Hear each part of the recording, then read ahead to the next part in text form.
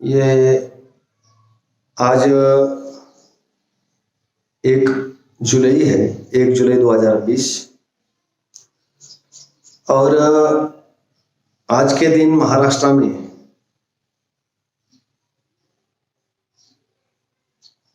ये जो आषाढ़ महीना है, और इस आषाढ़ महीने का 11वां दिन होता है, तो इसको एकादशी कहते हैं।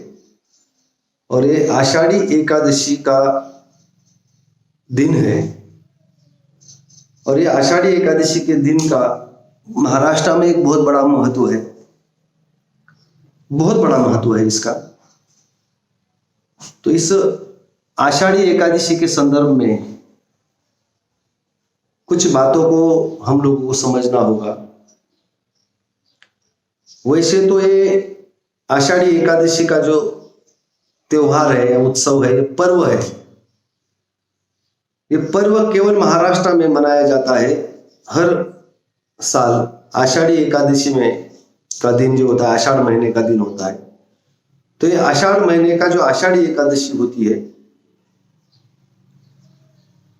इसको लेकर पूरे महाराष्ट्र में बहुत बड़ा दोहन होता है। महाराष्ट्र के लोग इस आषाढ़ी एकादशी के इस आषाढ़ महीने के दरमियान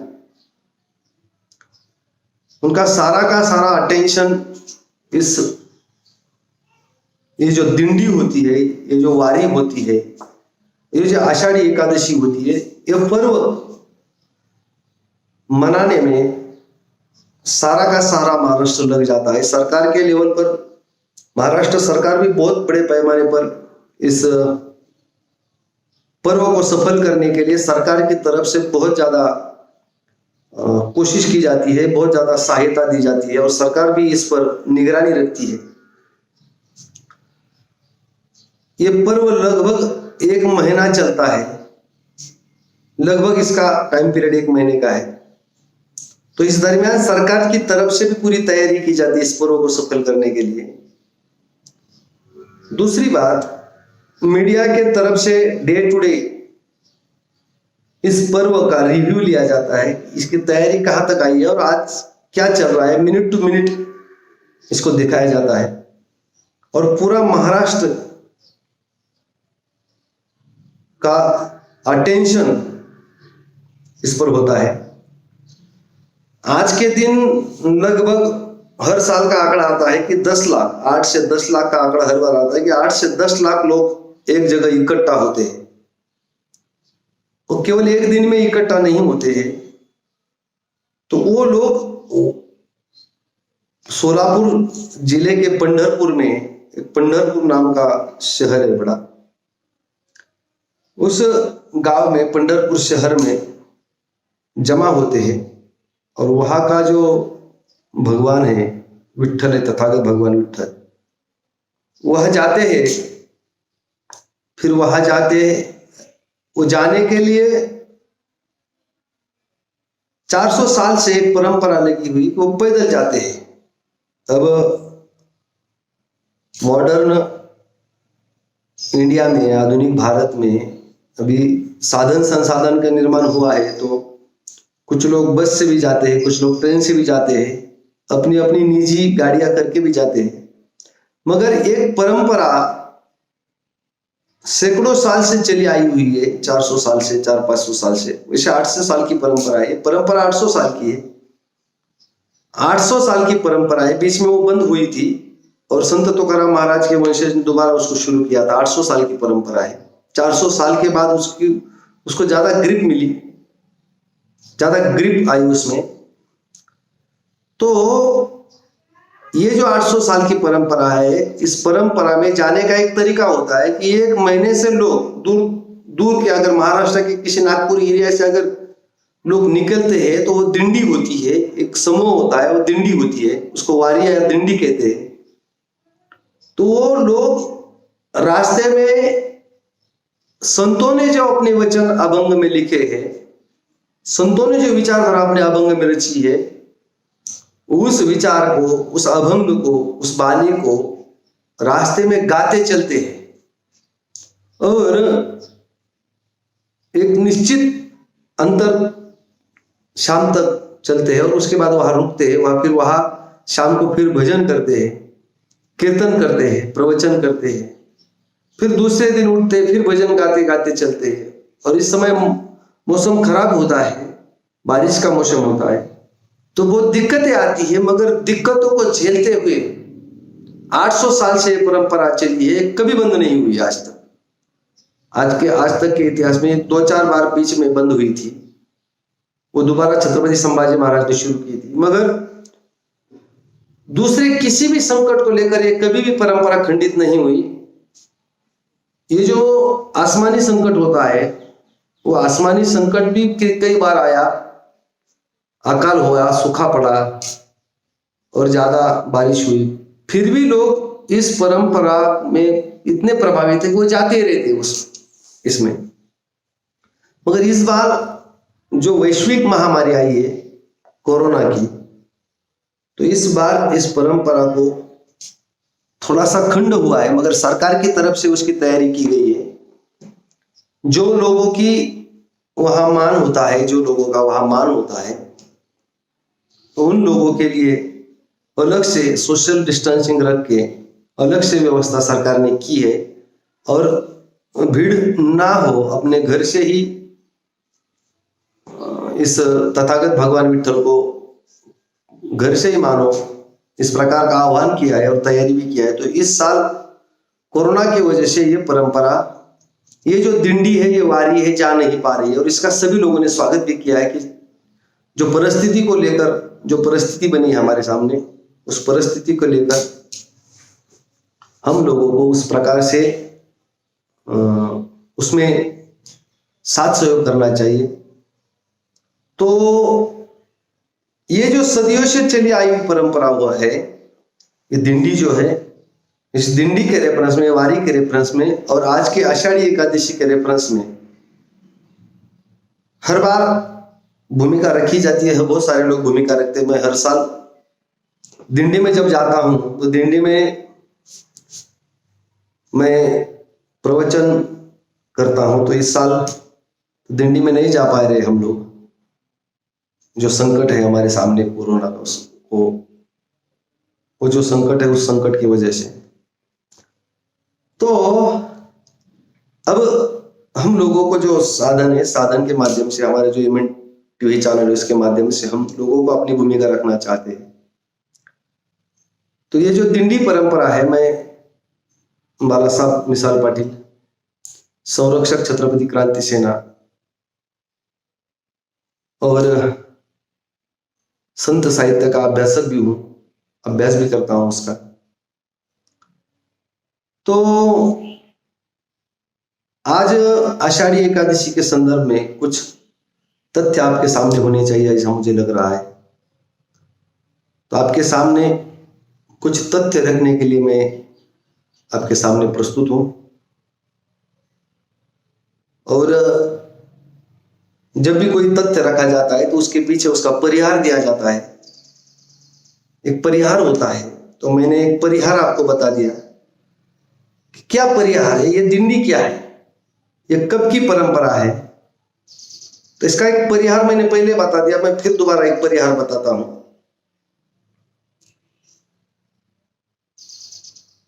ये जो आषाढ़ी एकादशी है, ये आषाढ़ी एकादशी का पर्व लोग दिंडी निकालते हैं। उसको दिंडी शब्द कहा है, वारी भी शब्द कहा है। दो शब्द, एक दिंडी है, एक वारी है। बहुत सारे लोग कहते हैं कि हमको वारी को जाना है, हमको दिंडी में जाना है। तो वारी और दिंडी में जाकर वो एक इकट्ठा होते हैं और एक अपने साथ भगवा पताका लेते हैं, बीना लेते हैं। बीना होती है साथ में, वीणा बोलते हैं उसको। ताल होता है हाथ में बजाने के लिए, मृदंग होता है। और ज्ञान बा तुकाराम, ज्ञान बा तुकाराम, ज्ञानदेव तुकाराम, नामदेव तुकाराम, ऐसा जय घोष करके और साथ में अभंग को गाकर चलते रहते। जैसे कि कुछ अभंग होते हैं। एक अभंग है, पंढरी की वारी, पंढरीची वारी आहे माझी घरी। यानी पंढरी की जो वारी है, ये मेरे घर में है। ये पंढरी की जो वारी है, मेरे घर में है।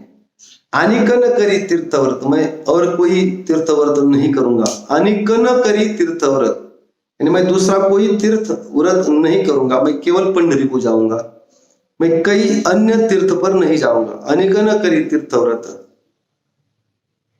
और व्रत एकादशी करीन उपवासी, अगर कोई व्रत ही करना है तो मैं एकादशी करूंगा। जैसे आज की एकादशी है तो मैं व्रत करना है तो एकादशी करूंगा, व्रत एकादशी।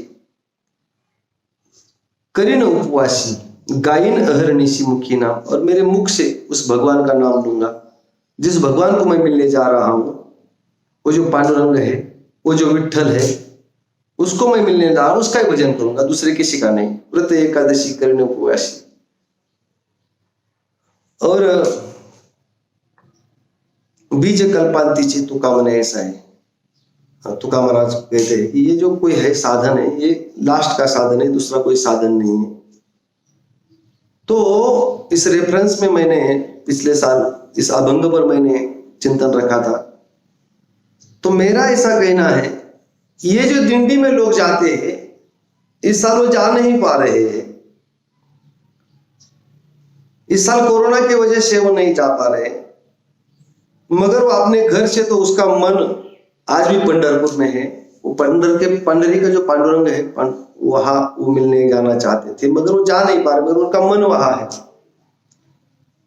तो आज का जो मेरा चिंतन का विषय रहेगा, ये क्या है वारी, क्या है दिंडी, और कौन है विठल, क्यों उसको मिलने जा रहे हैं लोग।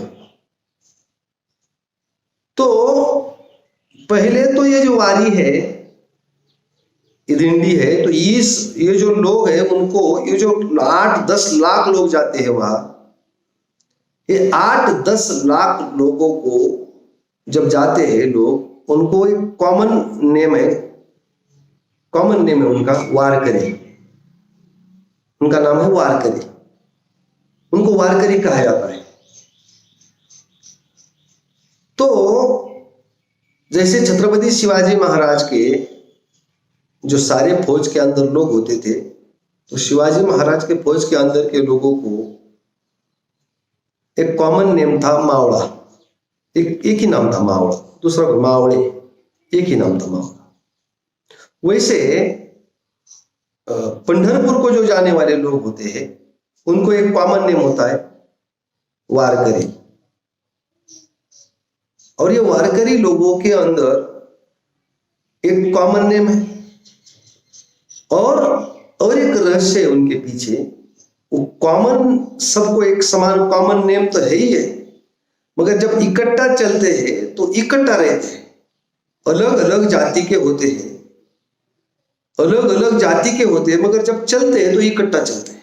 अलग अलग नहीं चलते, इकट्ठा चलते हैं, इकट्ठा खाते हैं, इकट्ठा रहते हैं। और यही नहीं,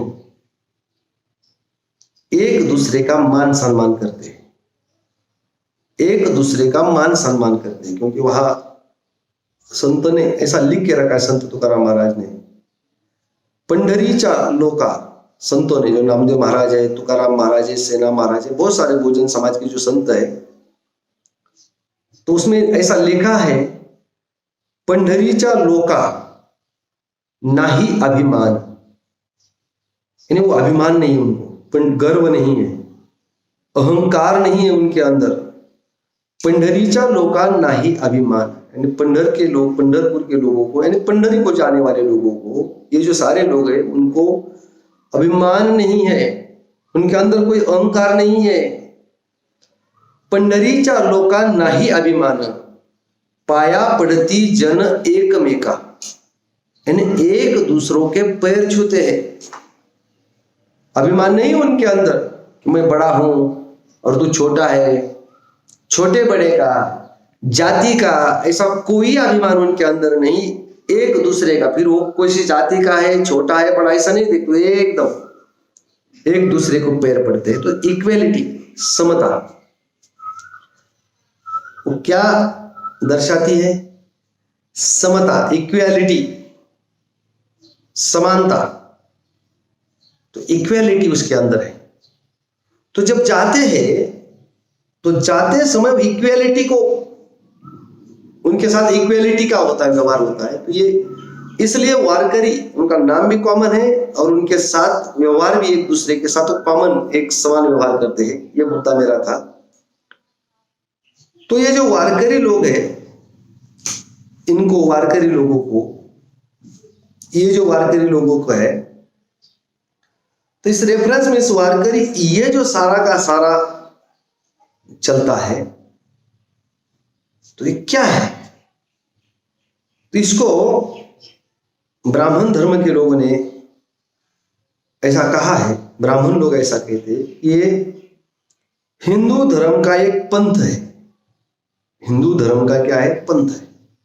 उन्होंने ऐसा कहा कि हिंदू धर्म का पंथ है, वो ऐसा कहते हैं। मगर अब कुछ लोग सामने आकर ऐसा कह रहे हैं कि नहीं, ये हिंदू धर्म का पंथ नहीं है, ये स्वतंत्र धर्म है। वारकरी ये स्वतंत्र धर्म है। तो इस प्रकार का अब नए जो लोग आ रहे हैं, कुछ लोग, और उन्होंने अपने तथ्य बताए, बहुत सारे तथ्य भी आते हैं, हमको इसका ये ऐसा अगर तर्क दे रहे हैं तो उस तर्क को भी समझना होगा, क्यों तर्क दे रहे हैं। तो ये स्वतंत्र धर्म है, इस प्रकार की भी थ्योरी रखी जा रही है कि ये स्वतंत्र धर्म है। तो ये सवाल हमारा है, तो फिर वारकरी धर्म है या परंपरा है? वारकरी पंथ है या अलग धर्म है? ये हमारे सामने सवाल होना चाहिए। तो मेरा ऐसा कहना है, हमारा ऐसा कहना है,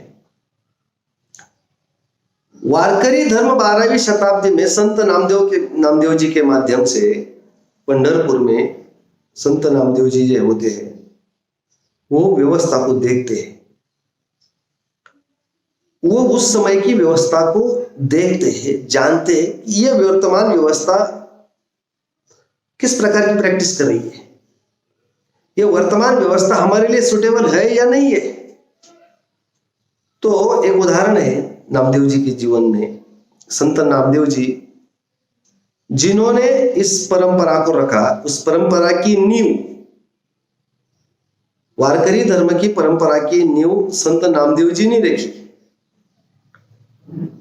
तो संत नामदेव जी ने जब परंपरा की नींव रखी, उसके पीछे कुछ पीछे का संदर्भ, इसके पीछे के जो संदर्भ, उसको हमको समझना होगा। संत नामदेव जी का जन्म नरसी हिंगोली डिस्ट्रिक्ट, महाराष्ट्र का जो हिंगोली डिस्ट्रिक्ट है, और संत नामदेव जी को पूरा भारत जानता है, नॉर्थ इंडिया में जानते हैं, राजस्थान और गुजरात राजस्थान से भी बहुत सारे लोग ऐसा जानते हैं, क्योंकि संत नामदेव जी महाराष्ट्र से वारकरी धर्म का इस परंपरा की नींव रखकर नामदेव जी पूरे भारत में भ्रमण किया, नामदेव जी ने, संत नामदेव जी ने। और संत नामदेव महाराष्ट्र से गुजरात राजस्थान होकर पंजाब तक चले गए, और वहां तक उन्होंने अपने विचारधारा का प्रचार और प्रसार किया। तो संत नामदेव जी के विचारधारा का प्रभाव सिख धर्म पर भी हुआ, क्योंकि सिख धर्म के गुरु ग्रंथ साहिब में उनके 63 अभंग और बानी, इसको बानी कहा जाता है, अभंग कहा जाता है, उसमें समाविष्ट किए। तो सिख धर्म के ऊपर भी संत नामदेव जी की विचारधारा का प्रभाव रहा है, और महाराष्ट्र का जो वारकरी धर्म है, इस पर भी बहुत ज्यादा प्रभाव संत नामदेव जी का रहा है। तो हाँ, बात अलग है कि भारत महाराष्ट्र में फिर भी यहाँ थोड़ा सा डाउट क्रिएट किया है, आक्षेप किया है। आक्षेप ये है, कुछ लोग ऐसा कहते हैं कि इस वारकरी धर्म की परंपरा संत नामदेव ने रखी है, ज्ञानेश्वर जी ने रखी है, और कुछ लोगों का कहना है कि संत नामदेव जी ने रखी है। तो संत ज्ञानेश्वर और संत नामदेव, इस मुद्दे को हमको आज के संदर्भ में मेरा वो टॉपिक नहीं है, मेरा एक टॉपिक है, क्योंकि नामदेव जी ने जिस प्रकार का अनुभव नामदेव जी का हुआ, उस आधार पर हमको चर्चा करनी चाहिए। मैं द्वैत नहीं करना चाहता, उसमें कंप्लीट नहीं होने देना चाहता। मेरा एक मुद्दा ये है पहले कि ये वारकरी धर्म क्या है, ये किस प्रकार सामने आया, क्योंकि कोई भी चीज अपने आप पैदा नहीं होती है। वारकरी धर्म अपने आप हवा से गिरा नहीं है, ये आकाश से टपका नहीं, उसके पीछे कोई ना कोई कारण है। क्या कारण है कि वारकरी धर्म का निर्माण हुआ? तो संत नामदेव जी का अगर उनके अभंग को पढ़ते हैं तो उस अभंग में बहुत सारी बातें हमको समझ में आती है। संत नामदेव जी क्या हिंगोली, महाराष्ट्र के हिंगोली जिले के नरसी गांव में उनका जन्म हुआ। उनके पिताजी दामाजी शेट्टी थे, दामाजी शेट्टी। तो संत नामदेव जी अपने वहां औंढा नागनाथ, उनके नजदीक एक बड़ा मंदिर है औंढा नागनाथ, नाग मंदिर है, वहां नागों का मंदिर है औंढा नागनाथ। तो उस मंदिर में जाकर कीर्तन कर रहे थे, कीर्तन करने का प्रयास कर रहे थे, कीर्तन कर रहे थे। तो वहां का जो ब्राह्मण था उसने संत नामदेव को वहां से मंदिर से भगाया और बोले जाओ, तू इधर कीर्तन नहीं कर सकता, तेरे को यहां कीर्तन करने का अधिकार नहीं है। तो कारण, उसका क्या कारण है? तो नामदेव जी ने को उस ब्राह्मण ने कारण बताया कि तेरे को अधिकार नहीं है क्योंकि तू वर्ण व्यवस्था में शूद्र है। तो नामदेव जी ने इस बात को लिख के रखा अपने अभंग में। नामदेव जी ऐसे कहते हैं, टाल बिना लेके नामा राउल में गया, टाल बिना लेके नामा राउल में गया, पूजा करते बम्मन ने बाहर डगाया। मैं टाल यानी टाल, बिना बजने वाला, टाल बिना लेके नामा राउल में गया, मंदिर में गया, पूजा करते ब्राह्मण ने बाहर ढकाया, पूजा करने वाले ब्राह्मण ने मुझे बाहर ढकाया, ब्राह्मण ने मुझे बाहर ढकाया। हीन दीन मुरी जात पंढरी के राया, मेरी जो जाति है वो हीन है, दीन है, हीन दीन, मेरी जात हीन है।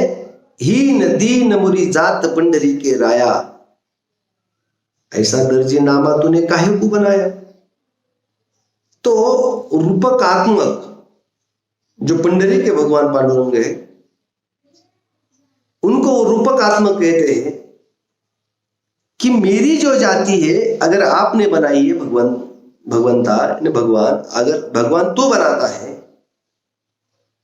तो मेरी जाति हीन क्यों बनाई, दीन क्यों बनाई? हीन दीन मुरी जात पंढरी के राया, ऐसा दर्जी नामा तूने काहे को बनाया? अभी नामदेव जी की जो जाति थी वो दर्जी थी, शिंपी जाति थी, कपड़े सिलाने वाले। और उनके पिताजी का नाम दामाजी शेट्टी, दामाजी शेट्टी। तो ये जो शेट्टी होते हैं, शेट्टी तो ये सेठ लोग होते हैं, यानी इकोनॉमिकल, आर्थिक दृष्टि संपन्न लोग, क्रिमिलियर।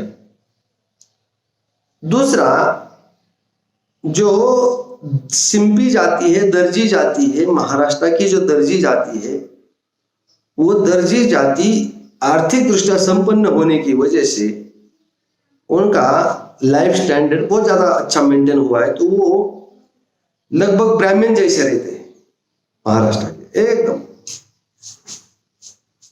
तो इतनी बड़ी साधन संसाधन और रहन सहन होने वाली जो जाति, इसको नामदेव जी खुद को कहते, हीन दीन मुरी जात पंढरी के राया, ऐसा दर्जी नामा तूने काहे को बनाया।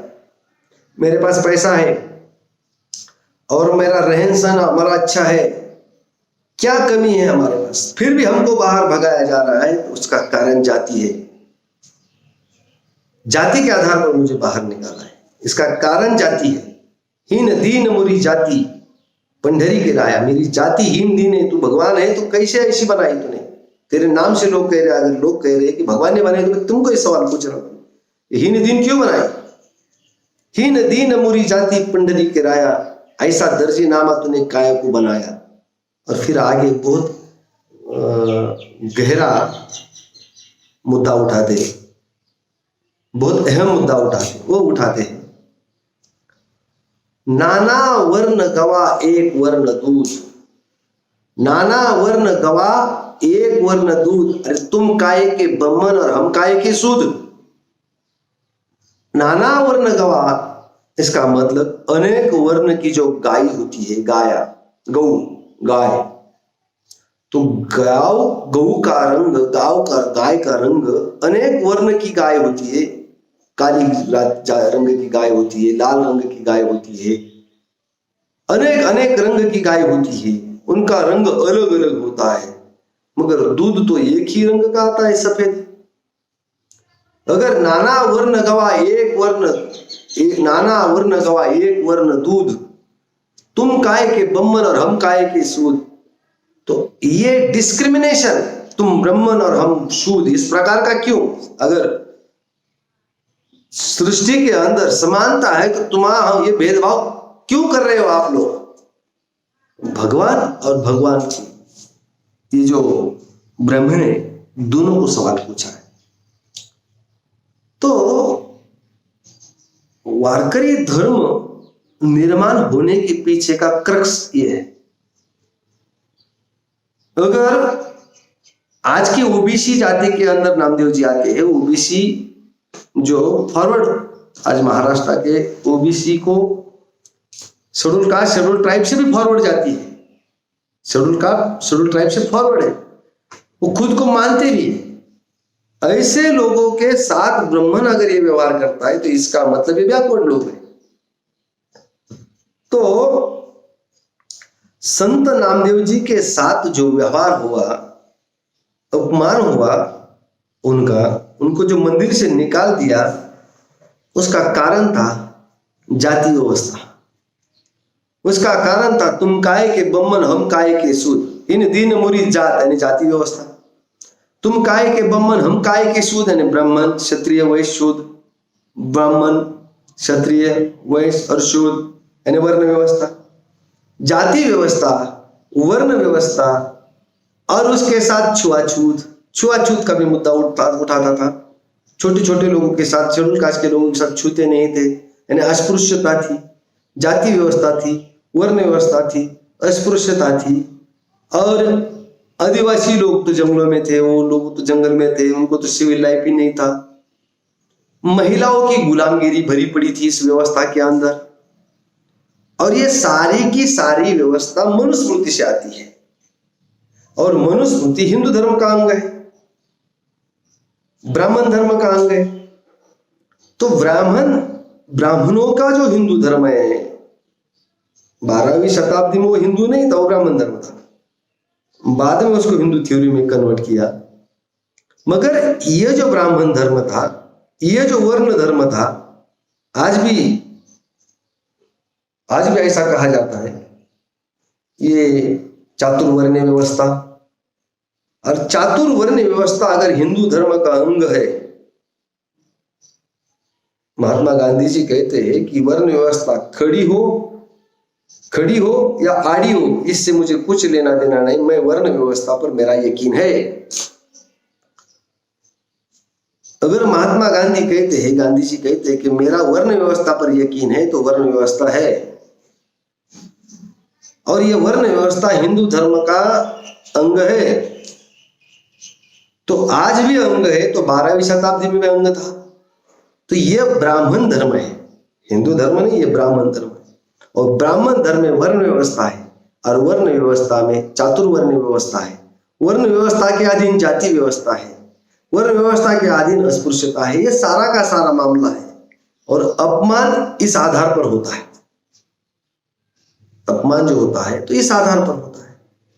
तो संत नामदेव जी का जो अपमान हुआ, उस अपमान का कारण यह था कि संत नामदेव जी वर्ण व्यवस्था में शूद्र थे, जाति व्यवस्था में हीन थे, और हीन होते थे इसलिए अपमानित होते थे। तो उन्होंने इस व्यवस्था को आह्वान देना था, उनको चुनौती देना था, क्या करना चाहिए मुझे, अगर इस व्यवस्था में मुझे मान सम्मान नहीं है, इस व्यवस्था में मेरे साथ बराबरी गैर बराबरी भेदभाव विषमता है, मेरे पास गैर बराबरी होती है, मेरे साथ भेदभाव होता है, मेरे साथ विषमता होती है, समानता नहीं होती है, बंधुता नहीं होती है, तो मुझे ऐसा कोई ना कोई विकल्प हो चाहिए मेरे पास जिसमें समानता हो, इक्वेलिटी हो, बंधुभाव हो, प्रेम हो, द्वेष नहीं हो, क्योंकि इसमें द्वेष है,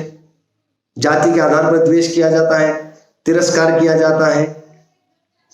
तो संत नामदेव जी विकल्प, तो संत नामदेव जी ने जो विकल्प बनाया वो विकल्प है पंढरपुर में अधिष्ठान बनाया नामदेव राय जी ने, और वहां से उन्होंने चैलेंज किया, वहां उन्होंने वारकरी धर्म का ऐलान किया। उन्होंने ऐसा कहा है कि शतकोटि तुझे करीन अभंग। तो पंढरपुर का जो भगवान है, तथागत भगवान विठ्ठल, तथागत भगवान पांडुरंग, उसको उन्होंने अपना आइडॉल माना। उस जो पंढरपुर का जो भगवान है उसको अपना आइडॉल माना, अपना प्रेरणा स्रोत माना, और वहां से उन्होंने चुनौती दिया कि मैं अपनी खुद की व्यवस्था बना रहा हूं, मैं खुद की व्यवस्था बना रहा हूं, और मेरा आइडॉल तथागत भगवान पांडुरंग है, विठ्ठल है, और इसके मैं 100 अभंग, शतकोटि यानी 100 करोड़ मैं उनके अभंग बनाऊंगा, और 100 करोड़ अभंग बनाकर ये जो विचारधारा उसको प्रस्तापित करूंगा। तो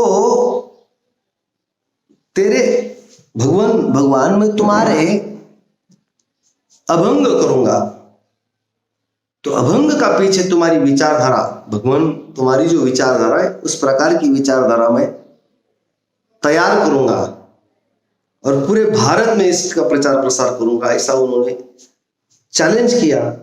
और तथागत भगवान विठ्ठल वहां से, और उनके साथ उस समय जो लोग थे, उन संतों का जो नाम है, वो संतों का नाम हम लोगों को अगर हम देखेंगे तो जैसे कि मानो संत सेना महाराज है, उनके साथ थे, तो सेना महाराज नाई जाति से आते, नाभिक। संत सावता महाराज है, वो माली जाति से। संत गोरा महाराज है, वो कुमार जाति से है। और जैसे कि अपने रंका बंका और कुछ शेड्यूल कास्ट के चोखा मेड़ा, संत चोखा मेड़ा थे। तो वो जो चोखा मेड़ा थे वो शेड्यूल कास्ट से थे, अस्पृश्य जाति से थे, चोखा मेड़ा। तो उनके साथ जो थे वो अनेक जाति के लोग इकट्ठा थे। जो लोग जो शोषित पीड़ित जाति के लोग थे वो सारे इकट्ठा आकर उन्होंने वारकरी धर्म की नींव रखी। यानी जो जाति व्यवस्था से पीड़ित थे, जो वर्ण व्यवस्था से पीड़ित थे, अस्पृश्यता से पीड़ित थे, इस सारे लोगों ने इस प्रकार की नींव रखी। तो ये जो परंपरा है, ब्राह्मण ऐसा कहते हैं कि हिंदू धर्म की परंपरा है। तो हमारा ऐसा कहना है, ब्राह्मण हिंदू धर्म में, क्योंकि जो ब्राह्मण धर्म है, ये जो धर्म है ब्राह्मण धर्म है। ब्राह्मण धर्म में वर्ण व्यवस्था का समर्थन ब्राह्मण धर्म में होता है। वारकरी धर्म वर्ण व्यवस्था के खिलाफ है, क्योंकि वारकरी धर्म में वर्ण अभिमान है, झाले पावन ऐसे द्या दाखवून। यानी वर्ण अभिमान के आधार पर, वर्ण के आधार पर अगर कोई पावन हुआ है तो हमको बताओ। नहीं, ऐसा कोई नहीं हो सकता। तो वर्ण धर्म को चुनौती दिया है। वारकरी धर्म ने वर्ण धर्म को चुनौती दिया है, वर्ण व्यवस्था का विरोध किया है। चौवर्णा देऊनी हात राहिला निवांत सेना मने। सेना महाराज ऐसा कहते हैं कि मैं 4 वर्णों को मैंने हाथ दिया है। हाथ दिया इसका मतलब उसको मैंने चैलेंज किया है और उसको हाथ दिया है। हाथ देने का मतलब धोबी पछाड़ कर दिया। मैंने 4 वर्णों को धोबी पछाड़ कर दिया है और धोबी पछाड़ करके यानी मैंने मेरी जो विचारधारा रखी है वो 4 वर्ण के खिलाफ है। चौवर्णा देऊनी हात सेना राहिला निवांत सेना मने। सेना महाराज कहते हैं कि मैं 4 वर्ण को मैंने चुनौती दिया है, ये हमारा वर्ण व्यवस्था, तो वर्ण व्यवस्था के खिलाफ थी। और ब्राह्मण धर्म वर्ण व्यवस्था का समर्थन करता है, हिंदू धर्म वर्ण व्यवस्था का समर्थन करता है, वारकरी धर्म वर्ण व्यवस्था का समर्थन नहीं करता। ब्राह्मण धर्म हिंदू धर्म जाति व्यवस्था का समर्थन करता है। जाति है उसके अंदर और जाति का समर्थन करता है। जो जाति के समर्थन करते हैं वो ब्राह्मण धर्म का समर्थन करते हैं, हिंदू धर्म का समर्थन करते हैं, जाति व्यवस्था। और वारकरी धर्म में जाति नहीं है। याति कुळ शूद्र केला व्यवसाव, यारे यारे यारे नारी नर, याति न लगे, इसको इसमें याति नहीं है, जाति नहीं है। जाति का कोई व्यवहार यहां नहीं चलता। तो जाति के खिलाफ सभी जाति के लोग इकट्ठा आकर ये काम कर सकते हैं। इसमें जैसे ब्राह्मण धर्म में वर्ण व्यवस्था में केवल सारे के सारे अधिकार ब्राह्मणों के पास है, मगर यहां वारकरी धर्म में ऐसा नहीं है। सब लोग आओ, इकट्ठा आओ और इकट्ठा आके एक साथ बैठो, एक साथ रहो। समता काम क्रोधा नाही चाली भूती झाली समता, यानी काम क्रोध ये कुछ नहीं, समता इक्वेलिटी।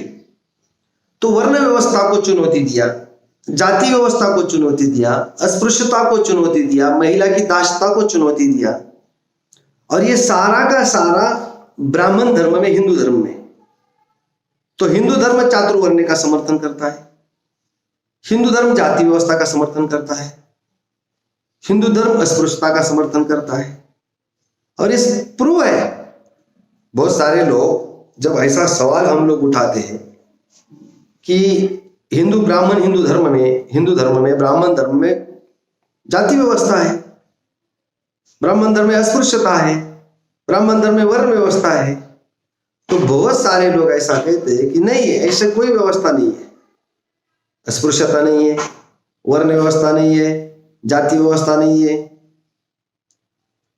ऐसा मुंह से कहते हैं, मगर खुद अगर गांधी जी हिंदू धर्म के बड़े समर्थक अगर ऐसा कहते हैं कि मेरा वर्ण व्यवस्था पर यकीन है, अगर गांधी जी कहते हैं तो फिर दूसरे का कोई महीने का मतलब नहीं रहा। तो जाति व्यवस्था, वर्ण व्यवस्था, अस्पृश्यता, महिलाओं की दासता और ये सारा का सारा ब्राह्मण धर्म की पैदाइश है, ब्राह्मण धर्म की व्यवस्था है। और यह व्यवस्था जब तक जिंदा रहती तब तक ब्राह्मण धर्म जीवित रहता है और ब्राह्मण शासक वर्ग बना रहता है। और इसको ही संतों ने चुनौती दिया, संत नामदेव जी ने चुनौती दिया इसको, संत तुकाराम। और इसका सारा का सारा उसके बाद अगर बहुत बड़ा काम किसी ने किया, संत तुकाराम महाराज ने किया है 16वीं शताब्दी में। 16वीं शताब्दी ने तुकाराम महाराज ने इसको बहुत बड़ा काम महाराष्ट्र में इसका किया।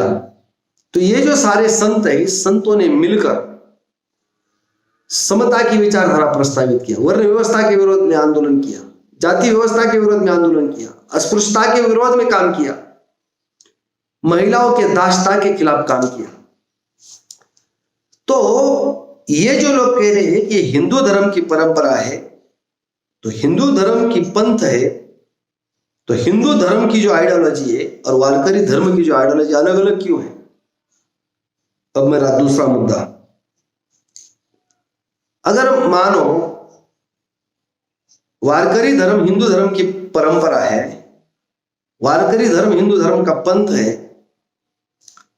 तो प्रस्तावित जो वारकरी ब्राह्मण धर्म था, वर्ण धर्म था, प्रस्तावित वर्ण धर्म था, अगर प्रस्तावित वर्ण धर्म ब्राह्मण धर्म था, हिंदू धर्म था, तो दूसरा धर्म बनाने की जरूरत क्या है?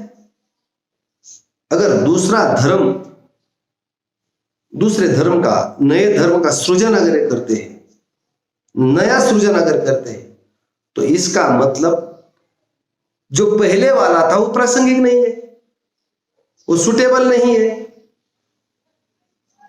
और पहला सुटेबल नहीं है, प्रासंगिक नहीं है, टाकाऊ है, तो उसको छोड़ दिया और नया बनाया, तो पहला टाकाऊ अपने आप साबित हुआ। दूसरी बात, अगर ब्राह्मण धर्म सुटेबल है, अगर हिंदू धर्म सुटेबल है, तो हिंदू धर्म के जो ग्रंथ है, मनुस्मृति है, तो मनुस्मृति में तो वर्ण धर्म का समर्थन किया, वारकरी में मनुस्मृति के विरोध में लिखा, वारकरी धर्म में मनुस्मृति के खिलाफ लिखा, वारकरी धर्म में। और पुराण, वेद तो वेदों के खिलाफ संतों ने लिखा, संतों ने वेदों का समर्थन नहीं किया, वेद के खिलाफ लिखा। तो संत वेद के खिलाफ लिखते हैं, वेद की व्यवस्था के खिलाफ लिखते हैं, वेद वीर्या शक्ति नहीं, वेद वीर्या शक्ति नहीं, वेद में कोई शक्ति नहीं है, वेद का कोई मतलब नहीं है। वेदों के संदर्भ में संत तुकाराम महाराज ने कई जगह ऐसा लिखा है, अर्थे विना पाठांतर कासाई करावे, व्यर्थची मरावे खोकोनिया। तुम जो बड़बड़ कर रहे हो, वेदों का मंत्र पढ़ रहे हो, उसका कोई अर्थ हमको समझ में नहीं आ रहा है, तो काय को पोपटपंची कर रहे हो? उसका क्या मीनिंग है? उसका मीनिंग नहीं, कुछ नहीं है। तो चुनौती दिया, वेदों को चुनौती दिया, वेद के खिलाफ लिखा तो वेद को चुनौती दिया। रामायण महाभारत का समर्थन, राम का पंढरपूर तथागत भगवान विठ्ठल, आमुचा विठ्ठल प्रचंड, न पाहू अनेकांचे तोंड। यानी हमारा जो विठ्ठल है वो प्रचंड है, यानी बहुत है, हम लोगों के लिए बहुत है। आमुचा विठ्ठल प्रचंड, यानी हमारा विठ्ठल बहुत बड़ा है, प्रचंड है। न पाहू इतराचे तोंड अनेकांचे तोंड, यानी हम दूसरों का तोंड यानी मुंह नहीं देखेंगे, दूसरे किसी भगवान का हम ये नहीं देखेंगे, चेहरा नहीं देखेंगे, हमारा विठ्ठल ही हमको बहुत है। तो मेरा ऐसा कहना है, अगर रामायण को फॉलो कर रहे हैं तो राम का भी मुंह देखेंगे, ऐसा कहना चाहिए था, और कृष्ण का भी मुंह देखना चाहिए, ऐसा कहना चाहिए था। केवल भगवान पांडुरंग का मुंह क्यों देखना कह रहे, दूसरों का क्यों नहीं बोल रहे? इसका मतलब रामायण और महाभारत की आइडियोलॉजी, विचारधारा संतों को मान्य नहीं है, तो उसके विरोध में है। और एक बात, तुकाराम महाराज के अभंग में एक जगह ऐसा कहा है, अर्थ लोपली पुराणे, नाश केला शब्द ज्ञाने। ये जो पुराण आप लोगों ने बनाया हुआ है, उसका जो मीनिंग है, अर्थ है, लुप्त हो गया, खत्म हो गया, इसका कोई मीनिंग नहीं रहा। अर्थ लोपली पुराने, इसका कोई मीनिंग नहीं है। नाश केला शब्द ज्ञाने, यानी आपका जो शब्द है और उसका जो ज्ञान है, इससे हमारा नाश हुआ, सर्वनाश हुआ, हमारा नुकसान हुआ। तो आपका जो पुराण है और पुराण का जो शब्द ज्ञान है, ये शब्द ज्ञान से हमारा नुकसान हुआ है, एकदम पर्टिकुलर लाइज। नको दंत कथा ये थे सांगू कोनी, वो जो दंत कथा है ना, उसकी जो स्टोरी है, स्टोरी दंत कथा इधर मत बताओ। कोरडे थे कोड बोल को न मानी, वो उसको हम मानने के लिए तैयार नहीं। तो ब्राह्मणों के, वैदिक ब्राह्मणों के ब्राह्मण धर्म, सो कॉल्ड हिंदू धर्म की जो आइडियोलॉजी वाले जो ग्रंथ है उसके खिलाफ संतों ने लिखा। संत का कहना ये हमारी आइडियोलॉजी नहीं है, हमारी विचारधारा नहीं है, इसके खिलाफ लिखा। तो ये जो वारकरी धर्म है अलग है, इसके दो मुद्दे हमने उठाए। एक विचारधारा, विचारधारा के आधार पर ये हमारा नहीं है और इसके खिलाफ लिखा है। उसके विचारधारा को फॉलो नहीं किया, उसके खिलाफ लिखा है। तो वारकरी धर्म अलग है, ये मुद्दे हमने उठाए। तो इसके ये सबूत है। अभी यहाँ एक सवाल बना है थोड़ा सा, वो सवाल ये है कि कई जगह अभंगों में राम और कृष्ण का जिक्र आता है। कई जगह अभंग में राम और कृष्ण का जिक्र आता है कि राम कृष्ण। तो इसमें दो मुद्दे हो सकते हैं।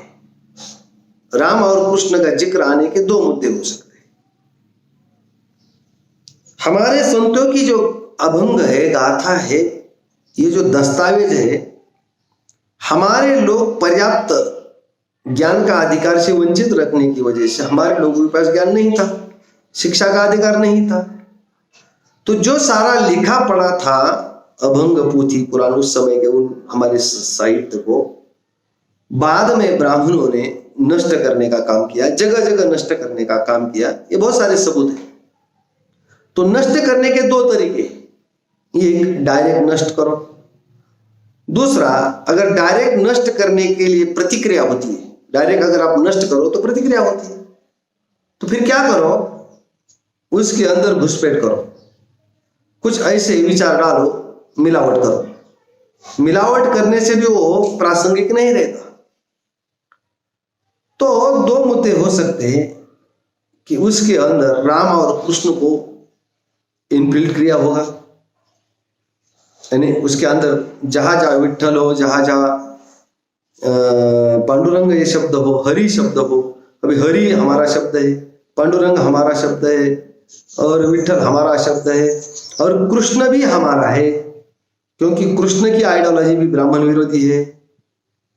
राम के संदर्भ में एक सवाल है, क्योंकि राम शंभुक, जो शूद्र शंभुक होता है, शंभुक की हत्या करवाता है। राम को ब्राह्मण पुत्र कहा है, तो राम के बारे में संदेह है, मगर कृष्ण के बारे में कोई संदेह नहीं, वो मूल निवासी है कृष्ण। फिर हरि हमारा, हरि तो हमारा शब्द है, पांडुरंग हमारा शब्द है, विठ्ठल हमारा शब्द है। ये सारे के सारे समान अर्थी शब्द होंगे, एक तथ्य सामने आता है। तो राम और कृष्ण, कृष्ण ये काला जो रंग होता है, काले रंग को काला जो रंग होता है, कृष्ण शब्द काले रंग से निगडित होता है। रंग के आधार पर कहा होगा, क्योंकि जो तथागत भगवान विठ्ठल है उसका रंग काला है वहां तो काले रंग से रेफरेंस में काला रंग के रंगों को आधार बनाकर भी कृष्ण शब्द का इस्तेमाल किया होगा। या कृष्ण की आइडियोलॉजी को भी हमको अलग से देखना पड़ेगा, क्योंकि कृष्ण का नाम आता है, राम का नाम आता है। तो मैंने जो रामायण और महाभारत का जिक्र किया, तो उसमें राम को इनफिल्ट करने का काम शायद किया होगा, ऐसा लग रहा है। एक तो ये मुद्दा होगा, या तो राम ऐसा कोई बहुजन नायक होगा जिसका उपयोग इन्होंने राम की स्टोरी के लिए किया होगा। तो ये हमारा आज का संशोधन का अच्छा चिंतन का विषय नहीं है, इस पर अलग से चिंतन किया जा सकता है। अभी हमारा चिंतन का विषय है कि जो ब्राह्मणों की विचारधारा है, ब्राह्मणों की जो आइडियोलॉजी है, वो आइडियोलॉजी विचारधारा ब्राह्मणों का जो ग्रंथ है उसके विरोध में नई परंपरा संतों ने बनाई। तो ये नया जो है, तो ये धर्म है, ये पंथ नहीं, हिंदू धर्म का पंथ नहीं, ये नया धर्म है, वारकरी धर्म है, ऐसा हमारा कहना है, मानना है, नए लोगों का कहना है। तो इस बात को हमको समझना होगा कि वारकरी धर्म का सृजन होने का कारण जाति व्यवस्था, जिस जाति व्यवस्था से आत्मान होता था, वर्ण व्यवस्था, जिस वर्ण व्यवस्था के आधार पर अपमान होता था समाज का, ब्राह्मण धर्म के माध्यम से अपमान होता था, उसके खिलाफ में चुनौती देना, इसका यही एक कारण है कि जिस वजह से वारकरी धर्म का निर्माण हुआ। और ये चुनौती ही अपने आप में सबूत है कि वो अलग धर्म है। और हिंदू धर्म की जो आइडियोलॉजी उसके खिलाफ लिखा है कि अपने आप अलग धर्म होने का सबूत है। तो ये एक आज का चिंतन का महत्वपूर्ण विषय रहा है। अब हमारा और एक मुद्दा है मेरा, तो कोई ना कोई जब सृजन होता है तो उसके पीछे जो कुछ बनता है तो उसके लिए कोई ना कोई पहले की विचारधारा की जरूरत होती है। पहले वाली कोई ना कोई उसकी, कोई आदमी अगर कोई नई व्यवस्था बनाता है तो पहले वाली व्यवस्था का अध्ययन करता है। तो मुझे जो व्यवस्था बनाना है, हमको जो व्यवस्था बनाना है, तो इस प्रकार की व्यवस्था इसके पहले से किसी की थी क्या? किसी की थी? तो नामदेव जी ने अगर देखा कि हमको वैदिक ब्राह्मण व्यवस्था के विरोध में लिखना है, वैदिक ब्राह्मण के विरोध के आंदोलन शुरू करना है, तो हमें नई व्यवस्था बनाते समय कोई ना कोई दूसरी जो इनके विरोध वाली व्यवस्था है उसको फॉलो करना होगा या तो नया बनाना होगा। तो ऐसी कौन सी व्यवस्था, इसके पहले कोई व्यवस्था नहीं है उसके विरोध में? तो संत नामदेव जी ने और संतों ने देखा कि इसके पहले यही ब्राह्मण धर्म को, यही आर्य वैदिक धर्म को, यही चातुर्य वर्ण व्यवस्था को तथागत भगवान बुद्ध ने चुनौती दिया था। क्योंकि ब्राह्मण वर्ण और जाति के आधार पर खुद को श्रेष्ठ मानते हैं, वर्ण और जाति के आधार पर खुद को श्रेष्ठ मानते हैं। तो तथागत भगवान बुद्ध ने इनको इसी मुद्दे पर चुनौती दिया और कहा कि नहीं, वर्ण आधार नहीं, कर्म आधार, जन्म आधार से कोई श्रेष्ठ, जन्म से कोई श्रेष्ठ नहीं होगा, कर्म से श्रेष्ठ होगा। तो ये चुनौती तथागत भगवान बुद्ध ने दिया। तो संत नामदेव जी और सभी संतों ने, तुकाराम महाराज और सभी संतों ने इस विचारधारा को फॉलो करने के पहले उन्होंने देखा कि तथागत भगवान बुद्ध ने ब्राह्मण धर्म को चुनौती दिया। तो तथागत भगवान बुद्ध ने अगर ब्राह्मण धर्म को चुनौती दिया होगा तो हमको भी तथागत भगवान बुद्ध की विचारधारा को ही आगे लेके जाना होगा, मगर इसको नए सिरे से आगे लेके जाना होगा। क्योंकि प्रासंगिकता नाम की एक थ्योरी होती है, जो उस समय की प्रासंगिकता होती है उसके आधार पर उसको आगे लेके जाना पड़ता है, संदर्भ के साथ लेके जाना पड़ता है। तो उन्होंने सोचा कि हमको वारकरी धर्म में कौन सी आइडियोलॉजी को फॉलो करना होगा। तो उन्होंने तथागत भगवान बुद्ध की आइडियोलॉजी को फॉलो किया और वहां से आज सभी संत साहित्य के अंदर अगर हम देखेंगे तो तथागत भगवान बुद्ध की विचारधारा की आइडियोलॉजी मिलती है उनके विचार में। तथागत भगवान बुद्ध की आइडियोलॉजी मिलती है।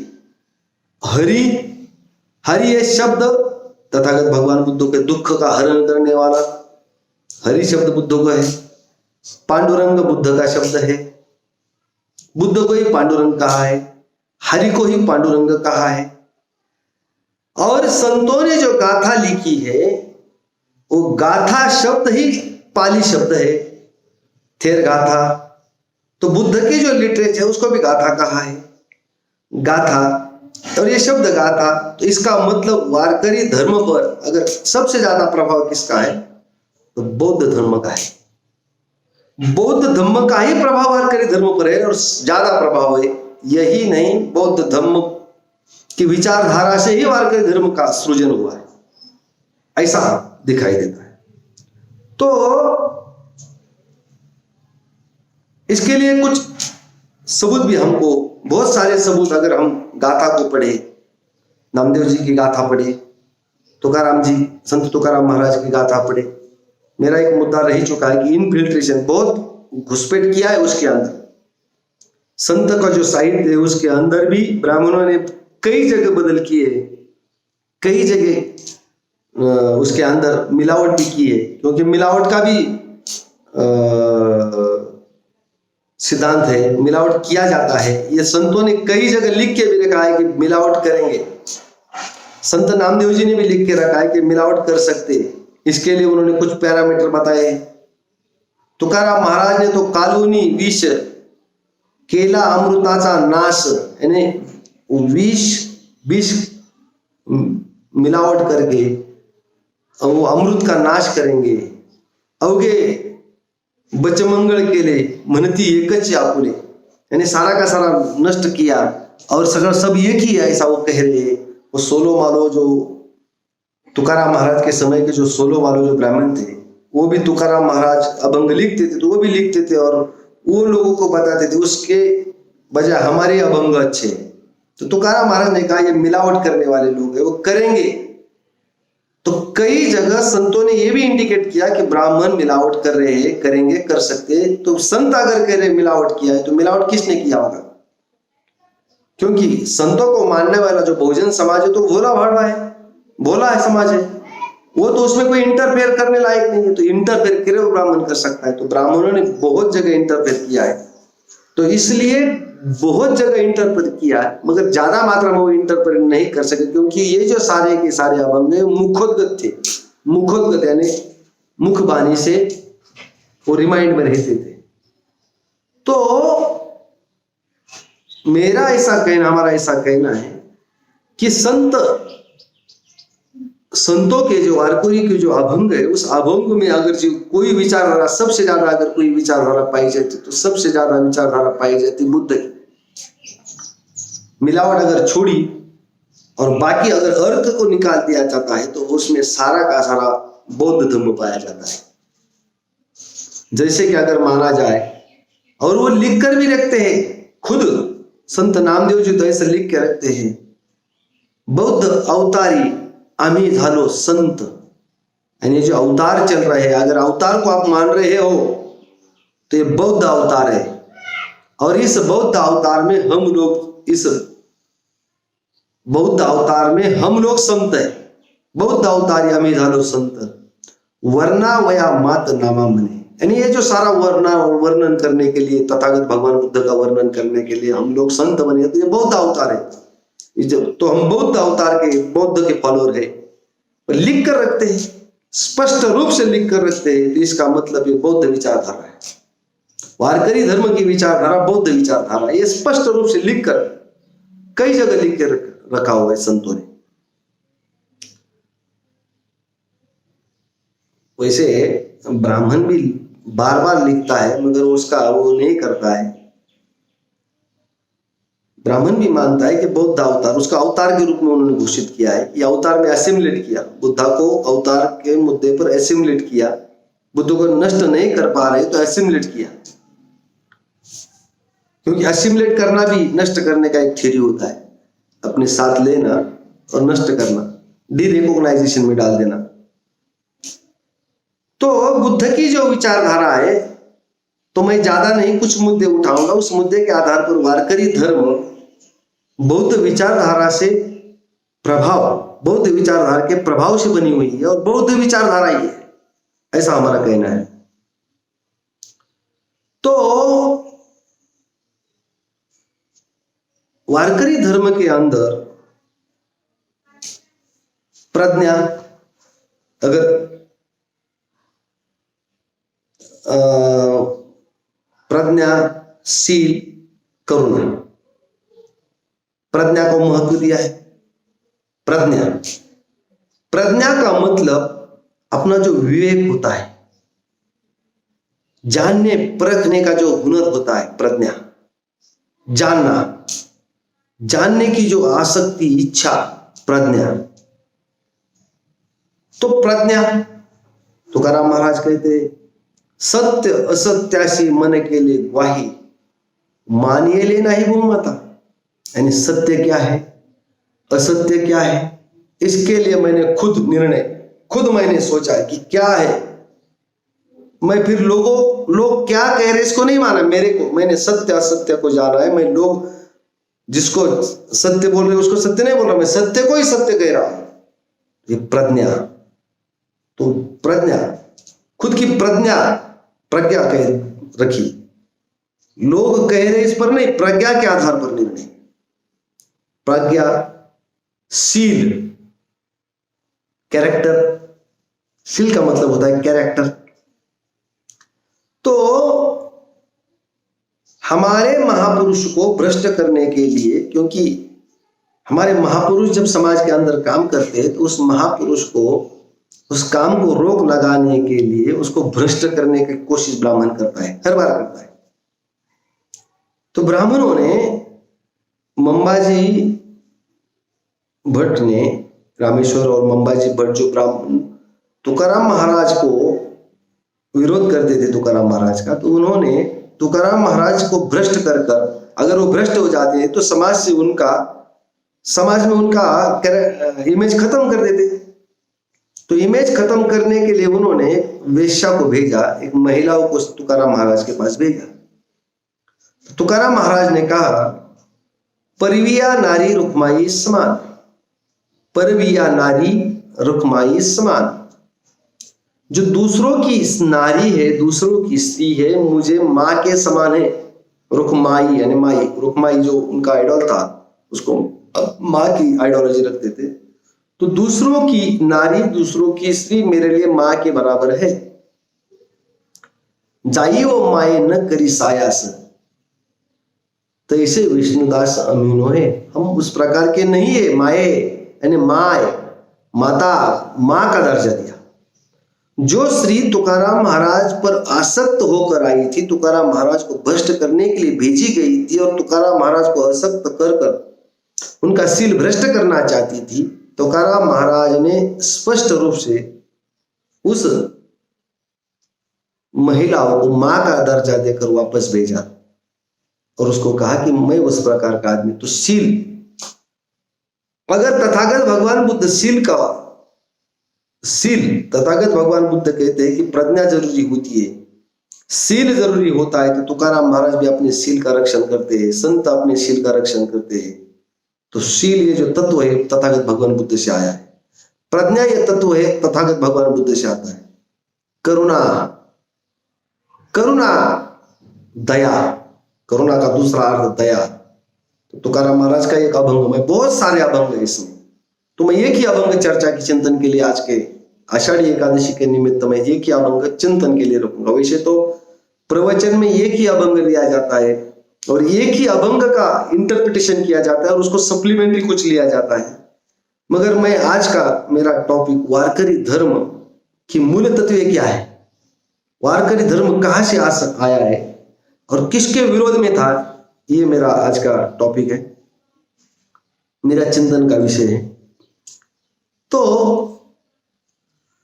ये जो करुणा है, तथागत भगवान बुद्ध को महाकारुणिक ऐसा कहते हैं, महाकारुणिक तथागत भगवान बुद्ध ने करुणा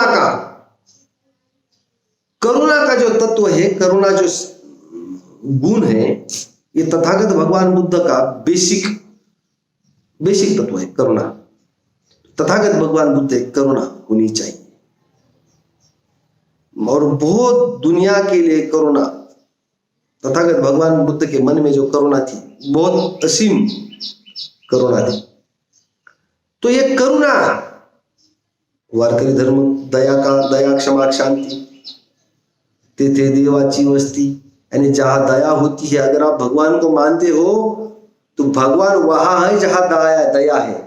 दया का मतलब करुणा है।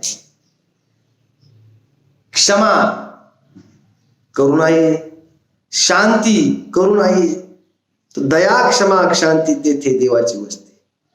तुकाराम महाराज का एक बहुत बड़ा अभंग है, जेका रंजले गांजले त्यासी मने जो आपुले, यानी जो शोषित है, जेका रंजले गांजले, जो लोग शोषित है, पीड़ित है, जेका रंजले गांजले, जो लोग शोषित पीड़ित, त्यासी मने जो आपुले, जो उसको अपना कहेगा, अपना मानेगा, तोच साधु ओळखावा, यानी वही साधु है।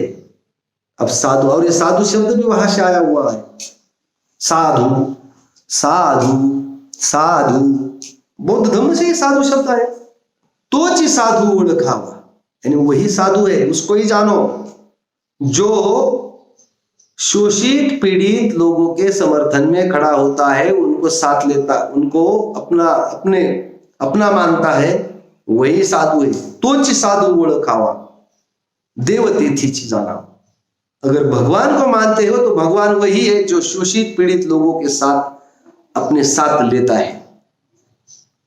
मुझे नहीं लग रहा वर्ण धर्म और ब्राह्मण धर्म के लोग और ब्राह्मणों के हिंदू धर्म के फॉलोअर लोग द्वेष के आधार पर राजनीति करते आज के तारीख में। आज अगर हम देखेंगे तो हिंदू धर्म के लोग, हिंदू धर्म के अधीन, ब्राह्मण धर्म के अधीन द्वेष की विचारधारा चलती है। आज अगर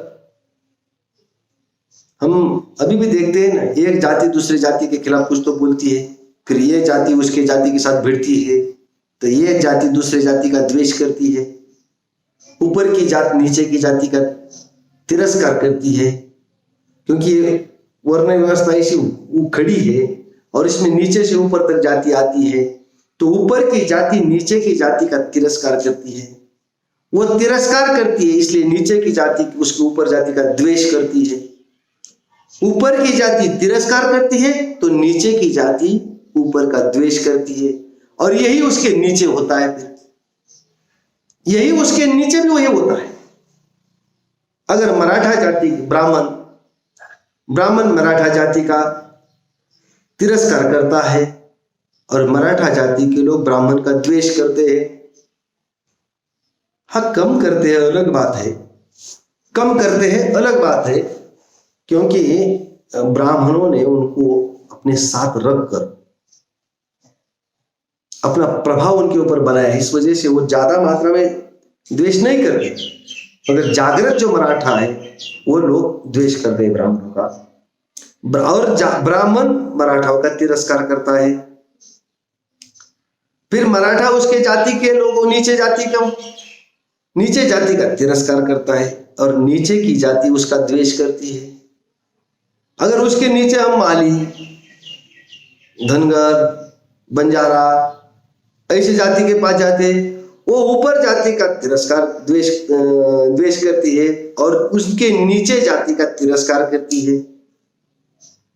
अगर यहां से नीचे हम शेड्यूल कास्ट ओबीसी के, माइनर ओबीसी के पास जाते हैं, वही माइनर जाति ओबीसी के लोग ऊपर के ओबीसी मराठा और सभी लोगों का द्वेष करती है, और ऊपर के लोग छोटे छोटे जाति का तिरस्कार करते हैं।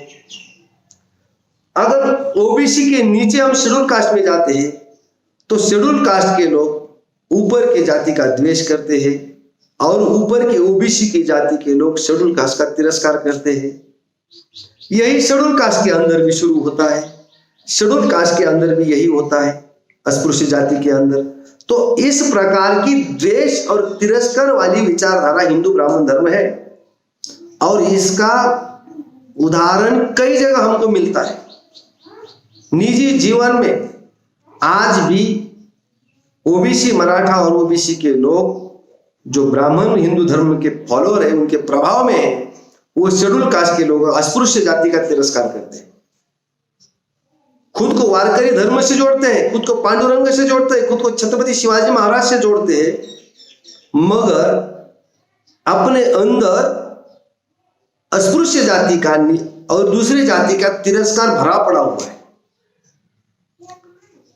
तो अगर किसी को वारकरी धर्म को अगर मानना है, अगर खुद को विठ्ठल से जोड़ना है, पांडुरंग से जोड़ना है, तो उसके अंदर से ये भाव निकालना चाहिए उसने, और जो शोषित पीड़ित लोग उनको साथ लेना चाहिए। ये तुकाराम महाराज कहते हैं, और तुकाराम महाराज सम्राट अशोक मौर्य के वंशज है, और सम्राट अशोक मौर्य छत्रपति राजा रह चुके हैं।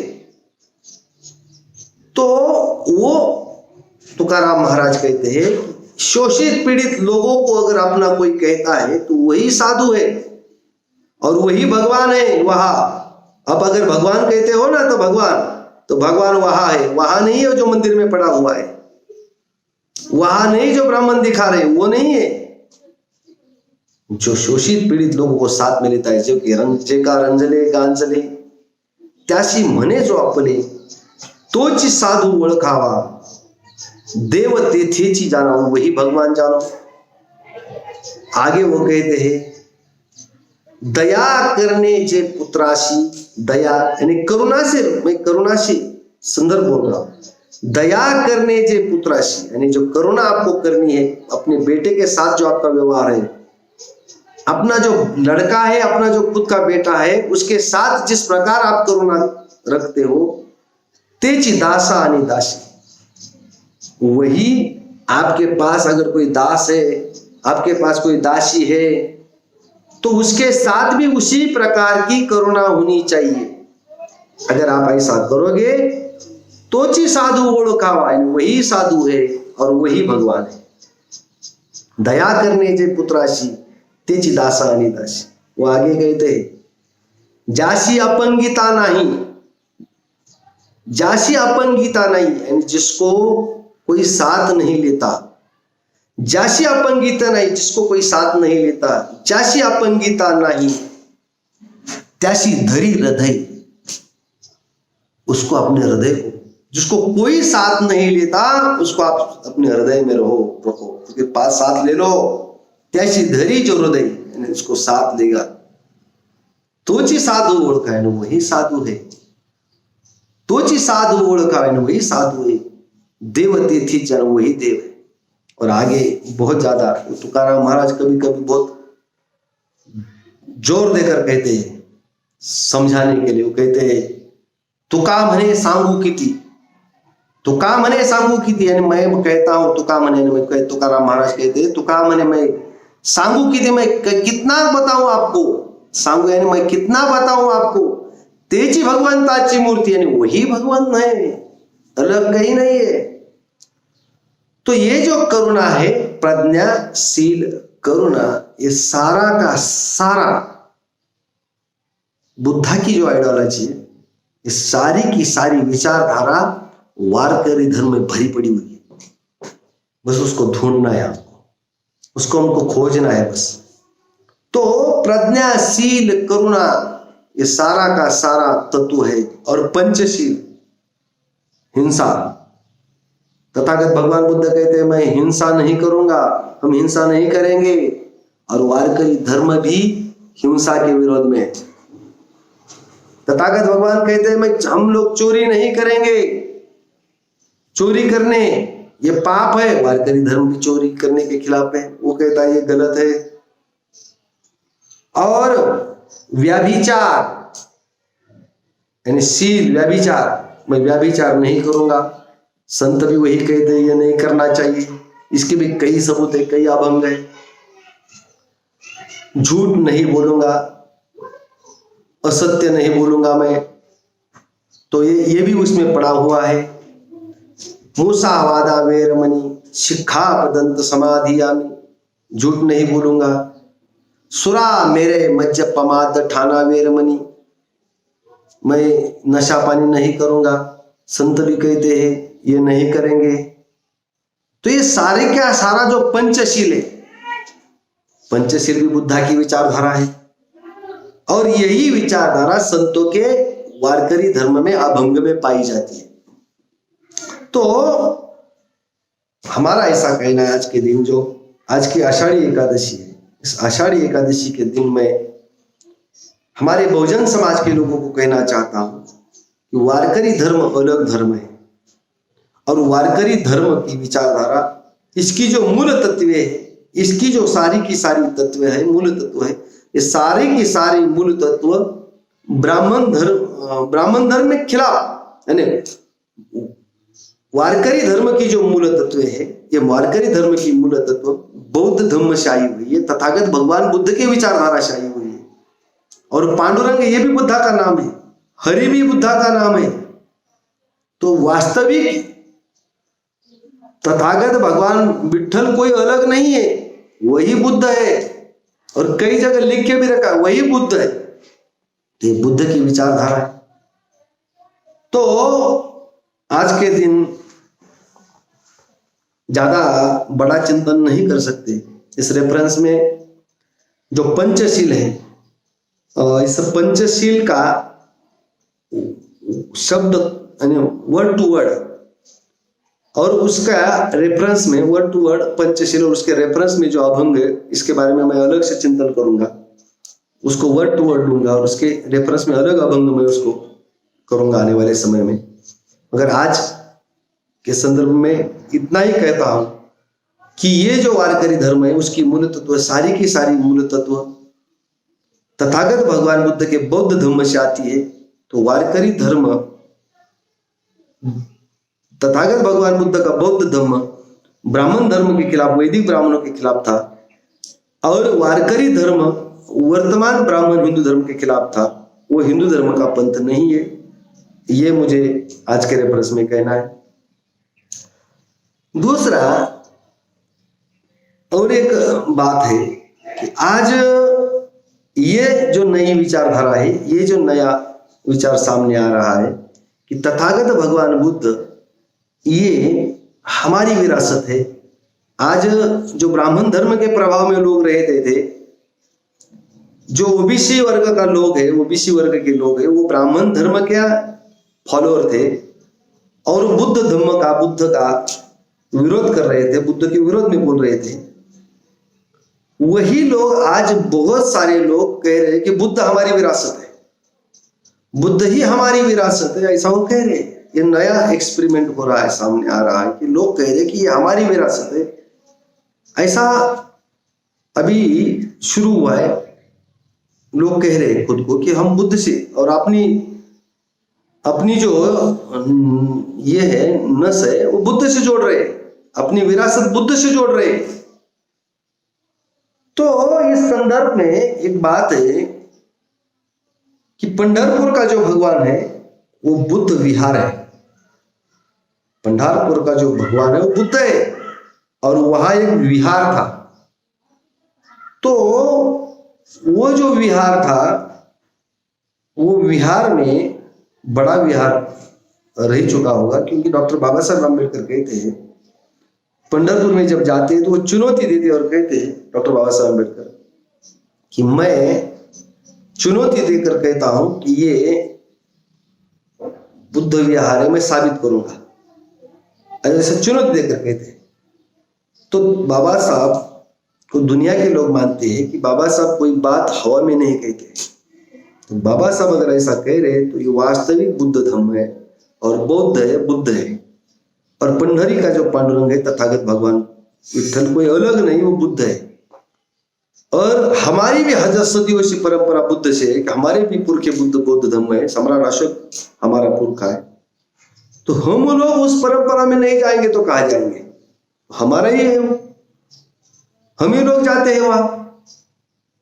तो बाबा साहब अगर ऐसा कह रहे हैं तो ये बुद्ध है, तो मेरा ऐसा कहना है, और संत के विचारधारा में अगर बुद्ध विचारधारा पाई जाती है तो ये हमारा जो नया सृजन हो रहा है, और ये जो हमारे वारकरी धर्म के लोग भी इसको जानेंगे, अभी आने वाले समय में जान रहे हैं, जानेंगे।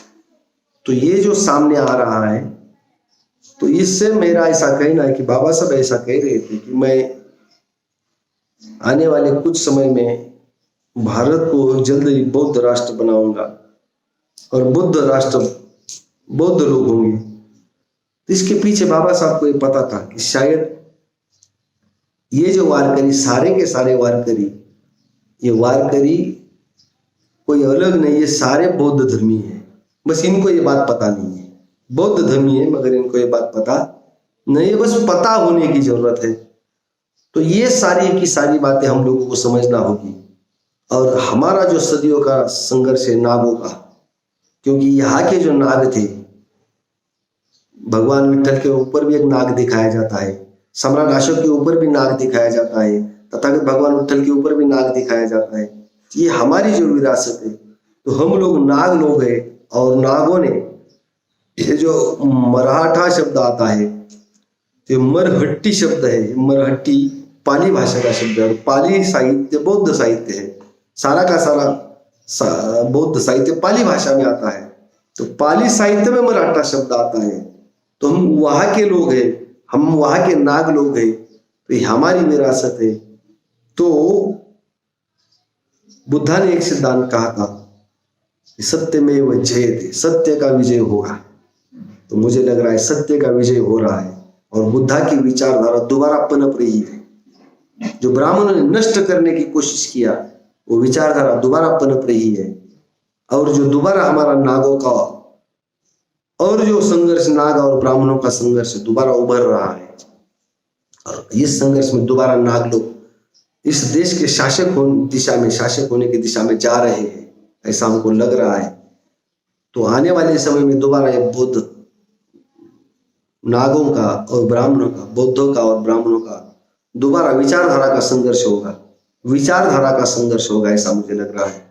और मैं सभी नागों को और सभी बौद्ध धर्मियों को ये जो आषाढ़ी एकादशी का जो आज का दिन है, इस संदर्भ में सभी को शुभेच्छा देता हूँ, आषाढ़ी एकादशी की शुभेच्छा देता हूँ। और साथ ही साथ आने वाले समय में हम लोग, क्योंकि जैसे कि हमारा ये सारा का सारा जो संघर्ष है वो किस लिए है, तो मैं लास्ट में नामदेव जी महाराज का एक अभंग उद्धृत करूंगा आपके सामने कि नामदेव जी महाराज कहते हैं, क्या कहते हैं नामदेव महाराज जी कहते हैं, और वो जो अभंग है वो अभंग भी तो बुद्ध की विचारधारा है। नामदेव जी कहते हैं, बोलू ऐसे बोल बोले जेने बोले विठ्ठल डोले। तो मैं तो बोलूंगा, बोलने वाला हूं, मैं बोल रहा हूं तो बोलूंगा, मगर मैं ऐसा बोलूंगा कि जिस मेरे कहने से विठ्ठल डोलेगा यानी मानेगा इस बात को, भगवान मेरी बात को मानेगा। तो भगवान का मतलब लोग भी होते हैं, तो मैं ऐसा बोलूंगा यानी सम्यक वाचा सम्यक वाणी, मैं ऐसा बोलूंगा, सम्यक बोलूंगा कि लोगों को समझ में आए, लोगों को समझे, लोगों की हित की हो, सम्यक हो। बोलू ऐसे बोले जेने बोले विठ्ठल डोले, प्रेम सर्वांगाचे ठाई वाचे विठ्ठल रुक्माई। यानी प्रेम रहेगा इसमें, मेरे मुंह से भगवान पांडुरंग का नाम रहेगा, विठ्ठल का नाम रहेगा। प्रेम सर्वांगाचे ठाई वाचे विठ्ठल रुक्माई। और बहुत आगे जाके कहते हैं वो परे हुनी परते घर तेथे राहु निरंतर। तो ये सारा मराठी है, इसका ज्यादा इंटरप्रिटेशन नहीं करूंगा मैं। लास्ट में मेरे 2 मुद्दे जो है वो है, नामदेव महाराज जी कहते हैं, नाचू कीर्तनाचे रंगी, यानी मैं खड़ा रहूंगा। किस लिए? कीर्तन करने के लिए, कीर्तन यानी बोलने के लिए, कीर्तन करने के लिए, ये कीर्तन परंपरा है। नाचू कीर्तनाचे रंगी, यानी मैं कीर्तन में खड़ा रहूंगा और नाचूंगा यानी उसमें उल्लास पैदा करूंगा। नाचू कीर्तनाचे रंगी, ज्ञान दीप लाऊ जगी, मैं ज्ञान दीप लगाऊंगा। तथागत भगवान बुद्ध कहते अत्त दीप भो, ज्ञान ये भी बुद्ध का सिद्धांत है, ज्ञान। तो ज्ञान लगाऊंगा, मैं ज्ञान दूंगा, मैं खड़ा रहूंगा, ज्ञान दूंगा। ब्राह्मण कहता आज्ञा नहीं रखो, नामदेव महाराज कहते मैं ज्ञान दूंगा। मैं कीर्तन में खड़ा रहूंगा और लोगों को ज्ञान दूंगा, लोगों को समझाऊंगा, लोगों को जागृत करूंगा। किस लिए करूंगा? सर्व सत्ता आली हता, यानी सारी की सारी व्यवस्था, सत्ता यानी सारी, सर्व सत्ता आली हता यानी सारी की सारी व्यवस्था हताएगी। ना मयाचा खेचरी जाता। और मैं ये सारा जो मुझे खेचर महाराज ने दिया है, उनके जो गुरु थे खेचर महाराज, जो भी खेचर महाराज थे, उन्होंने उनको समझाया था।